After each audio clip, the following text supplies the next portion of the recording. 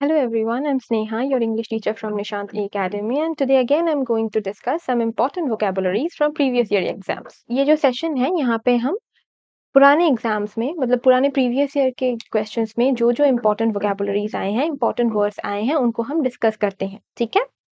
तो आज का पहला वर्ड क्या है? रेमॉन्स्ट्रेशन। रेमॉन्स्ट्रेशन का मतलब क्या है? अ प्रोटेस्ट और एक्सप्रेशन ऑफ डिसअप्रूवल। तो रेमॉन्स्ट्रेशन का मतलब क्या है? प्रोटेस्ट करना, ठीक है? हम नॉर्मली तो बहुत कुछ होता है दुनिया में, हर चीज को हम एक्सेप्ट नहीं कर सकते, हमें बहुत चीज होते दिखता है जो बुरा होता है। तो किसी भी चीज के अगेंस्ट अगर आप प्रोटेस्ट करें, किसी के रास्ते में किसी के साथ कुछ बुरा हुआ, आपने उसके खिलाफ प्रोटेस्ट किया, ठीक है? या एक डिसअप्रूवल दिखाना कि नहीं ये जो हो रहा है वो गलत हो रहा है, आपके साथ हो या किसी और के साथ हो सकता है ऐसा नहीं है कुछ बड़ा ही हो, वही प्रोटेस्ट हो, कोई छोटे मोटे चीजें जब आपके घर में हो फिर उसके खिलाफ अगर आप बोले तो आप अपना डिसअप्रूवल दिखाएं, वो भी एक प्रोटेस्ट करना ही हुआ। उन केसेस में जब प्रोटेस्ट करने की बात आए तब ये रिमॉन्स्ट्रेशन वर्ड यूज होता है, ठीक है? इसका सिनोनिम क्या होगा? Protest, objection, complain. ऑब्वियसली यही सब इसके सिनोनिम होंगे, मतलब किसी के लिए, किसी चीज के लिए प्रोटेस्ट करना, ठीक है?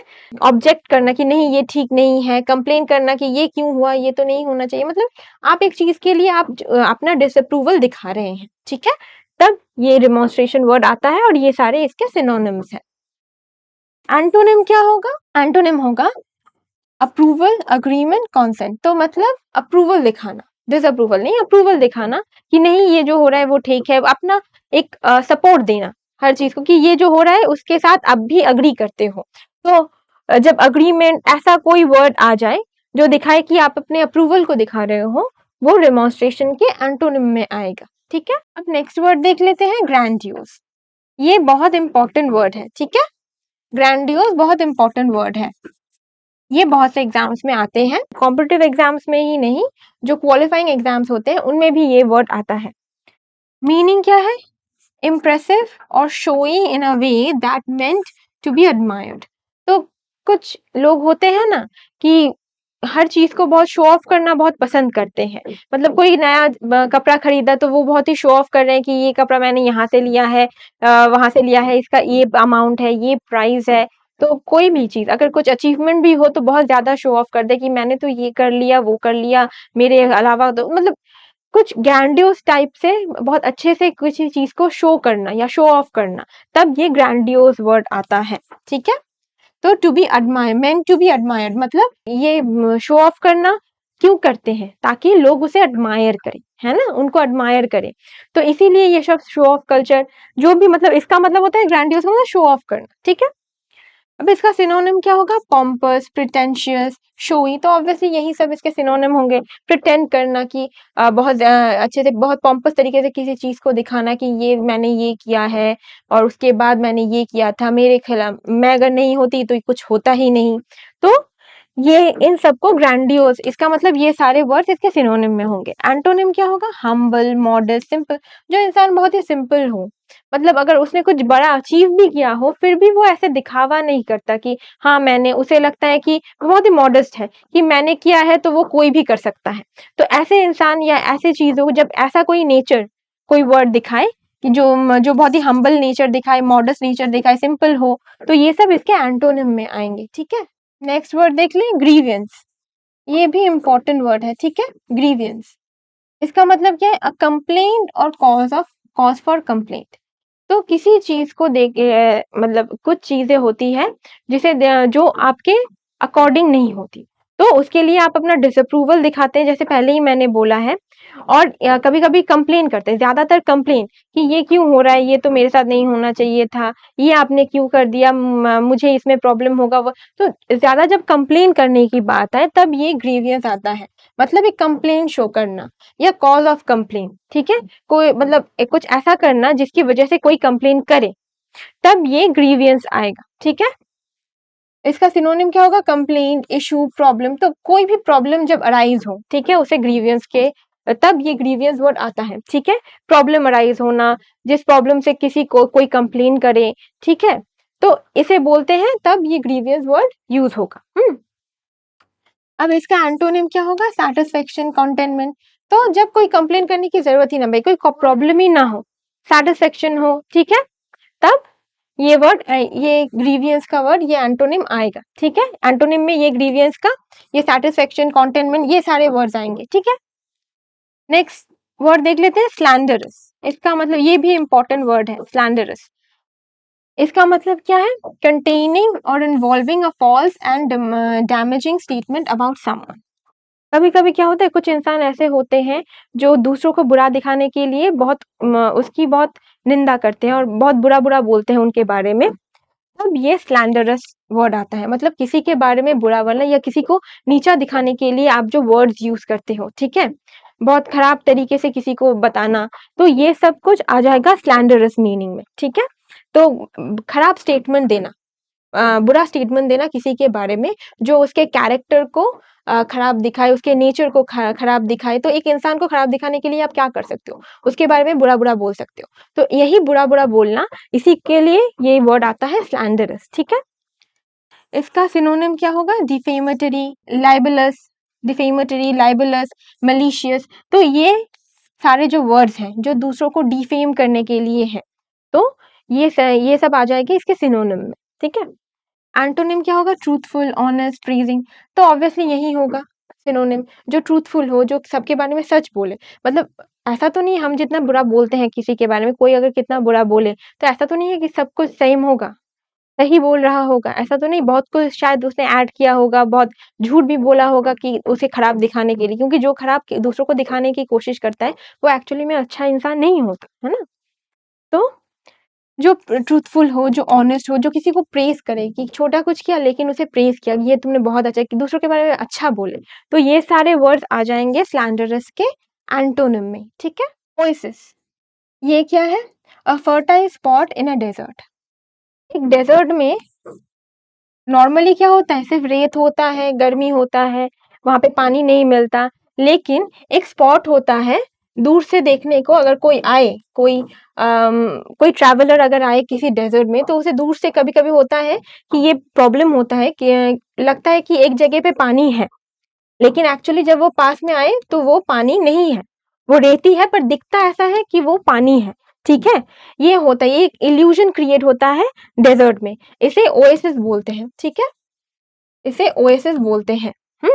तो उसी के बारे में बोला गया, अ फर्टाइल स्पॉट और डेजर्ट, इन अ डेजर्ट। तो एक डेजर्ट में एक फर्टाइल अगर स्पॉट लिखे, ठीक है, उसे ओएसिस बोले। मतलब उसमें फर्टाइल स्पॉट मतलब वहां पे डेजर्ट में, वहां पे अगर आप कुछ पौधे लगाएं तो वो पौधा होगा, ठीक है।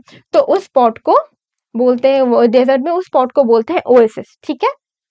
इसका सिनोनिम क्या होगा? Haven, refugee, retreat. तो मतलब एक ऐसे डेजर्ट में एक ऐसा स्पॉट होना जहाँ, एक डेजर्ट कैसा जगह होता है जहाँ पे कोई होप ना हो, एक होपलेस जगह होता है ना। मतलब नॉर्मली अगर कोई डेजर्ट में फंस जाए तो ना ही उसे पानी मिलेगा, ना छांव मिलेगी, बहुत ज्यादा गर्मी होगी।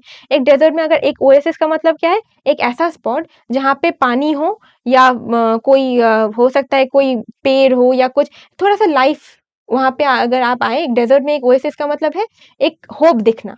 वो एक आप बातों में भी सिर्फ डेजर्ट के लिए या किसी एरिया के लिए ये रिसेंबल नहीं है, आप कहीं किसी स्टेटमेंट में भी बोल सकते हो कि कहीं पे जहाँ पे कोई होप नहीं है वहां पे कोई होप दिखना, मतलब एक ओएसिस का होना, है ना। तो उसलिए ये हेवन, रेफ्यूज, रिट्रीट, ये सारे वर्ड्स इसके सिनोनिम में आएंगे, ठीक है। Something which is hopeful, okay. Haven मतलब एक बहुत अच्छा जगह, ठीक है। और एंटोनिम में क्या होगा? डेजर्ट, वाइल्डरनेस, तो जहाँ पे कोई होप ना हो, मतलब सिर्फ एक डेजर्ट ही रहे वहां पे, और कोई ना कोई फर्टाइल स्पॉट हो या कुछ हो, तो ये सब आ जाएंगे उसके एंटोनिम में, ठीक है। तो ओएसिस भी प्रीवियस ईयर में आया था, ठीक है, इसीलिए इम्पोर्टेंट है। ड्यूबियस, ड्यूबियस का मतलब क्या है? ये भी इम्पोर्टेंट, बहुत इंपॉर्टेंट वर्ड है, ये बहुत से एग्जाम्स में आता है। मीनिंग डाउटफुल और अनसर्टेन। जब आप किसी चीज के बारे में डाउट होता है, आपका कोई काम होने वाला है लेकिन आप श्योर नहीं हो वो काम होगा कि नहीं, आप अनसर्टेन हो, डाउटफुल हो, तब ये ड्यूबियस वर्ड आता है, ठीक है। इसका सिनोनिम क्या होगा? Questionable, suspicious, uncertain. ऑब्वियसली यही सब इसके सिनोनिम होंगे, जो चीजें क्वेश्चनेबल है कि आप पता नहीं होगा कि नहीं, आपका कोई रिजल्ट निकलने वाला है, आप क्लियर होंगे कि नहीं, आप कंफ्यूज है। आपने एक एग्जाम दिया, कॉम्पिटिटिव एग्जाम दिया, उसका रिजल्ट निकलने वाला है, आपने जितना ही अच्छा एग्जाम दिया हो लेकिन फिर भी आप कंफ्यूज हैं, आप डाउटफुल हैं, अनसर्टेन है कि वो आपका एग्जाम क्लियर होगा कि नहीं, तब ये ड्यूबियस वर्ड आता है। तो उसके रिगार्डिंग जो वर्ड्स आएंगे, क्वेश्चनेबल, सस्पिशियस, अनसर्टेन, ये सब आएंगे उसके सिनोनिम में। एंटोनिम में क्या होगा? Certain, trustworthy, reliable. तो ये सब कुछ जब आप कोई चीज ट्रस्टवर्दी हो, मतलब आपको जब श्योर हो जाए कि नहीं ये तो मेरा हो ही जाएगा, ये क्लियर मेरा हो जाएगा, ये जब आप बहुत ही सर्टेन हो किसी चीज को लेके, बहुत ही सर्टेन मतलब श्योर होना, ठीक है, श्योर हो किसी चीज को लेके, तब उससे रिलेटेड वर्ड ड्यूबियस के एंटोनिम में आ जाएंगे। ठीक, नेक्स्ट वर्ड देख लेते हैं, मोनोटोनस। ये भी इंपॉर्टेंट वर्ड है, ठीक है, मोनोटोनस। मोनोटोनस वर्ड हम कब यूज करते हैं? लर्निंग लैकिंग इन वैरायटी और इंटरेस्ट। जब आपकी कभी कभी होता है लाइफ बहुत ही ज्यादा मोनोटोनस हो जाती है, कब हम बोलते हैं? जब आपकी लाइफ एक ही तरीके से चलने लगे, कुछ नहीं अच्छा नहीं हो रहा, कुछ बुरा नहीं हो रहा, जैसे चले रोज सेम ही टाइम में काम करने जा रहे हो, काम हो रहा है, वापस आ रहे हो और वो सेम ही काम करो, तो लाइफ बहुत ही बोरिंग हो जाती है। जब लाइफ बहुत ज्यादा बोरिंग हो जाती है, हम रोज, ऐसा नहीं है कुछ खराब हो रहा है, पर कुछ एक्साइटमेंट नहीं है, कुछ भी इंटरेस्टिंग नहीं है लाइफ में, सब कुछ just normal day by day same चल रहा है। जो पहले आप कर रहे थे अभी भी वो आप वही कर रहे हो, कोई चेंजेस भी नहीं है, कोई अप्स भी नहीं है, कोई डाउन भी नहीं है, जैसे एक मोनोटोनस लाइफ चल रही है, ठीक है, जिसमें वो लाइफ बहुत ही बोरिंग है, कुछ ज्यादा इंटरेस्टिंग करने को नहीं है, कुछ ज्यादा एक्साइटिंग नहीं है, तब ये वर्ड आता है। ठीक है, इसका मीनिंग मतलब lacking in variety and interest, कोई भी वैरायटी नहीं है, सिर्फ सेम चीज हो रही है। इसका सिनोनिम क्या होगा? डल, टीडियस, रिपीटेटिव। ऑब्वियसली यही सारे सब कुछ इसके सिनोनिम में होगा। जब लाइफ बहुत डल हो जाए, रिपीटेटिव, हर काम रिपीट ही हो रहा है, मतलब आ रहे हैं, काम से सुबह उठे, काम पे गए, काम किया, घर आए, खाए पिए, सो गए, फिर से सेम चीज रिपीट हो रही है, तो ये सब आ जाएंगे इसके सिनोनिम में। ठीक है, एंटोनिम क्या होगा? Varied, interesting, exciting. तो जब आपके लाइफ में वैरायटी रहे, कुछ इंटरेस्टिंग रहे, एक्साइटिंग रहे, ठीक है, आप कुछ नॉर्मली लाइफ तो आपकी चल रही है, लेकिन उसके बीच बीच में भी आप कुछ ऐसा कर रहे हो जिससे आपके लाइफ एक्साइटिंग बन रही है, इंटरेस्टिंग बन रही है, तब ये सब इसके एंटोनिम में आएंगे। ठीक है, अब नेक्स्ट वर्ड देख लेते हैं, ऑस्पिशियस।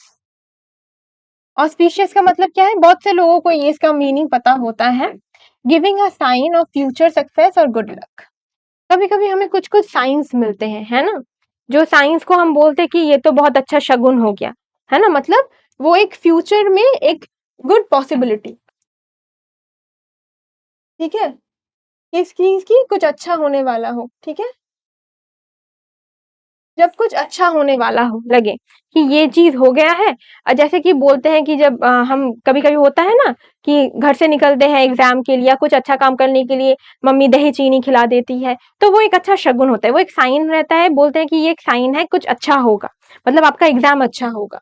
तो इसी को ही ऑस्पिशियस बोलते हैं, मतलब कुछ अच्छा होने का एक होप रहना, एक साइन देना कि नहीं फ्यूचर में अच्छा होगा, तब उन सब चीजों के लिए ऑस्पिशियस वर्ड यूज होता है। ठीक है, इसका सिनोनिम क्या होगा? प्रॉमिसिंग, फेवरेबल, प्रोपिशियस, ये सब कुछ आ जाता है इसके सिनोनिम में। ठीक है, ऑब्वियसली जब लगे कि ये चीज बहुत फेवरेबल में, ये जो साइन दिख रही है वो मेरे फेवर में जाएगी, ठीक है, तब ये ऑस्पिशियस चीज हो जाती है। ठीक है, आप किसी कभी कभी होता है कि ना आप कोई इंपॉर्टेंट काम करने जा रहे हो, रास्ते में आपको मंदिर दिख गया, नॉर्मली होता है, आपको लगता है ये तो बहुत अच्छा शगुन हो गया, मंदिर दिख गया, मैंने प्रणाम किया, अब ये काम मेरा बहुत अच्छा जाएगा। तो इन सब जब ऐसे केसेस में कोई ये ऑस्पिशियस वर्ड यूज होता है, और ये सारे वर्ड्स प्रॉमिसिंग, फेवरेबल, प्रोपिशियस, ये सारे वर्ड आ जाते हैं इसके सिनोनिम में। ठीक है, एंटोनिम क्या होता है? Ominous, unfavourable, unlucky. तो जब कोई साइन दिखे जो जिसको आप लोग लगे कि वो एक ऑमिनस साइन है, या जो चीज हो रही है वो आपके लिए फ्यूचर में बुरा होगा। ओके, बैड लक, एक्चुअली जिसे आप बैड लक की तरह देखें, जैसे कभी कभी होता है ना, रास्ते से जा रहे हैं, काली बिल्ली ने रास्ता काट लिया, उसको आप क्या एक ऑमिनस साइन के जैसे देखते हैं, एक बैड लक के जैसे देखते हैं कि अभी शायद कुछ बुरा होगा। तो ये सब कुछ आ जाता है ऑस्पिशियस के एंटोनिम में। ठीक, अब ये वर्ड देख ले, इक्वानिमिटी। ये इंपॉर्टेंट वर्ड है, इक्वानिमिटी। इसका मतलब क्या है? Calmness and composer. कुछ भी चीज, कोई सिचुएशन हो सकती है, कोई इंसान हो सकता है, कोई कुछ भी हो सकता है जो बहुत ही काम सिचुएशन हो, कामनेस हो, जहाँ पे कंपोजर हो, वहां पे एक एनवायरनमेंट हो सकता है जहाँ पे बहुत ही कामनेस रहे, मतलब बहुत शांत एक एटमॉस्फेयर रहे वहां पे, तब ये वर्ड इक्वानिमिटी वर्ड आता है। ठीक है, इसका सिनोनिम क्या होगा? Composure, serenity, poise. तो ऑब्वियसली यही सब इसके सिनोनिम में होंगे। और एंटोनिम क्या होगा? Agitation, anxiety, turmoil. तो आप एक ऐसे सिचुएशन में जा रहे हो जहां पे आए दिन आप में कोई प्रॉब्लम फेस कर रहे हो, कुछ लाइफ में हमेशा अप्स एंड डाउन्स चल रहे हैं, तो वो एक टर्मोइल का सिचुएशन, आपको एंजाइटी हो रही है, तो वो क्या होगा? वो सारे वर्ड जो इसके एंटोनिम में आ जाएंगे इक्वानिमिटी के। ठीक है, अब देखते हैं लास्ट वर्ड, यर्निंग। ये भी इंपॉर्टेंट वर्ड है। यर्निंग, यर्निंग का मतलब क्या है? बहुत से लोगों को पता होता है। ठीक है, एक चीज है, ये भी आप बहुत को लगता है कि कोई वर्ड सभी को पता होता है, वो किसी का क्यों आएगा? नॉर्मली कभी कभी वर्ड क्या होता है, बहुत ही इजी वर्ड होते हैं, नॉर्मली जनरली सबको पता होता है, तो हमें लगता है कि वो वर्ड नॉर्मल ही तो है, इजी वर्ड तो है, वो क्यों एग्जाम में आएगा, कॉम्पिटिटिव एग्जाम में। कभी कभी क्या होता है, वही वर्ड आ जाते हैं। ठीक है, कि जो बहुत ही नॉर्मली देखेंगे कि ये तो हम कौन से वर्ड्स कहते हैं, जो ज्यादा डिफिकल्ट टाइप के वर्ड्स हैं, जो ज्यादा प्रॉब्लमेटिक वर्ड्स हैं, जो याद नहीं रखे, उनको रट्टा मार के जाते हैं, क्योंकि ये तो इजी वर्ड है, ये आएंगे तो हमको ठीक से आ जाएगा। पर ऐसा नहीं होता।